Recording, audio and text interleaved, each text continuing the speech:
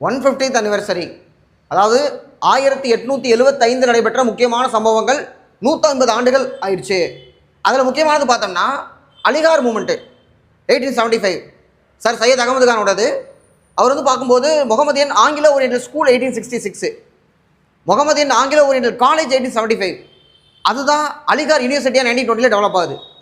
அடுத்து முக்கியமானது theosophical society பிரம்மஞான சபை அப்படிங்கிறது HS ஆல்காட்டு மேடம் ஃப்ளாவர்ஸ்க்கு அமெரிக்காவில் ஃபைன் பண்ணது. இதோடைய ஹெட் குவார்ட்டர்ஸ் சென்னை அடையாருக்கு மாத்திராங்க 1882. 1893 டாக்டர் அன்னிபெசன்ட் இந்தியா வர்றாங்க. அவங்க தான் 1907 HS ஆல்காட் இறந்தபோது பிரம்மஞான சபைக்கு தலைமை பொறுப்பு. 1917 காங்கிரஸினுடைய முதல் பெண் பிரசிடென்ட் டாக்டர் அன்னிபெசன்ட்.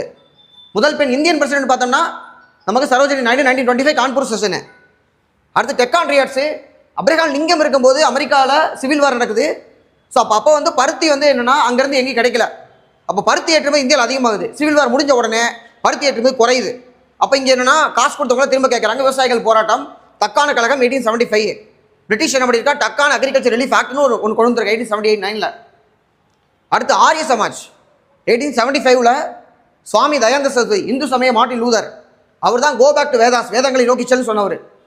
சுத்தி இயக்கம் ஆரம்பித்தார், வேறு மதத்துக்கு போனவங்க இந்து மதத்துக்கு திரும்பி வர்றதுக்காக. அடுத்து பங்கிம் சந்திர சட்டர்ஜி நம்மளுடைய தேசிய பாடல் 1896 முதல்ல காங்கிரஸ் மாநாட்டில் பாடப்பட்டது. ரவீந்திரநாத் தாகூர் தான் பாடுறாரு. அதை எழுதினது ஆனந்தமோட நாவல் 1875 தான் முதல்ல எழுதியிருக்கார். அடுத்து சர்தார் வல்லபாய் பட்டேல் இரும்பு மனிதர், இந்தியாவுடைய பிஸ்மார்க் அப்படின்னு சொல்கிறோம். 565 சிற்றரசுகளில் 562 ஸ்மூத்தாக இணைஞ்சிருச்சு. 3 பேர் இணைச்சாச்சு.